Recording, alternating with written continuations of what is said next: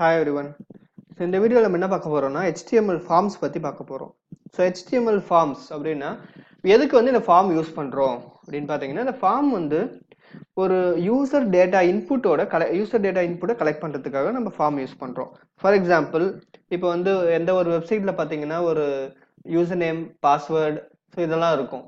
எந்த ஒரு வெப்சைட்ல லாகின் பண்ண ட்ரை பண்ணீங்கனாலும் சோ அந்த மாதிரி ஒரு டேட்டாஸ் எல்லாம் நம்ம கேப்சர் பண்ணிக்கலாம். அந்த ஃபார்ம்ல கேப்சர் பண்ணி பேக் எண்டுக்கு டேட்டாபேஸ்ல வந்து ஃபெட்ச் பண்றதுக்காக நம்ம யூஸ் பண்ணலாம். டேட்டாபேஸ்ல வந்து இது ஆத்தென்டிகேட்டட் யூசரா இல்லையா அப்படின்னு வெரிஃபை பண்றதுக்கு நம்ம ஃபார்ம் தான் யூஸ் பண்ணுவோம். சோ ஃபார்ம் வந்து ஃபார்மோட சின்டாக்ஸ் என்ன ஃபார்ம். சோ இதுதான் வந்து ஃபார்மோட syntax.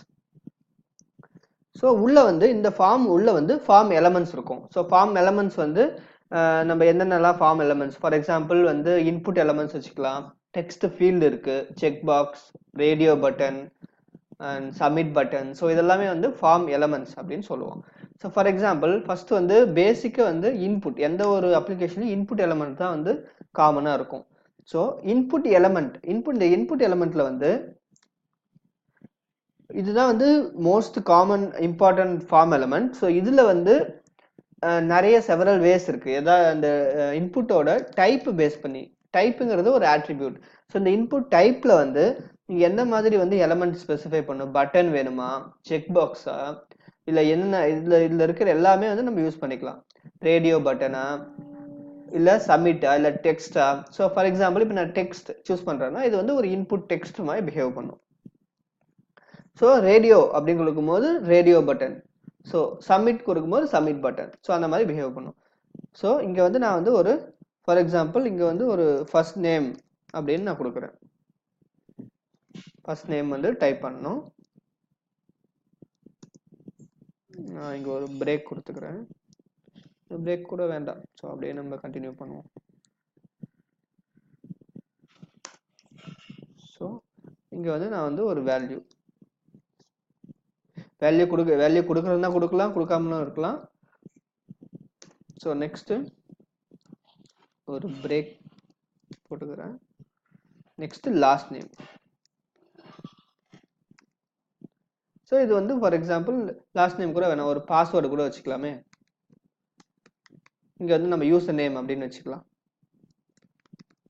User name and password field மாதிரி இருக்கட்டும். So password input type. So பாஸ்வேர்டுக்கு எப்படியுமே நம்ம பாஸ்வேர்டு அப்படின்னு ஒரு ஆட்ரிபியூட் இருக்கு. ஸோ இந்த டைப் ஆட்ரிபியூட் வந்து நம்ம வேல்யூவை சேஞ்ச் பண்ண நம்ம அந்த மாதிரி பிஹேவ் பண்ணும். ஸோ இதுக்கு வந்து எதுவும் வேல்யூ கொடுக்க வேண்டாம். ஸோ அப்படியே ஸோ இங்கேயும் நம்ம வேல்யூ எதுவும் கொடுக்க வேண்டாம். ஸோ அகெயின் பிஆர் கொடுப்போம். ஸோ நெக்ஸ்ட் இன்புட் ஒரு பட்டன், ஒரு சப்மிட் பட்டன் ஒன்று கொடுப்போம். Type submit.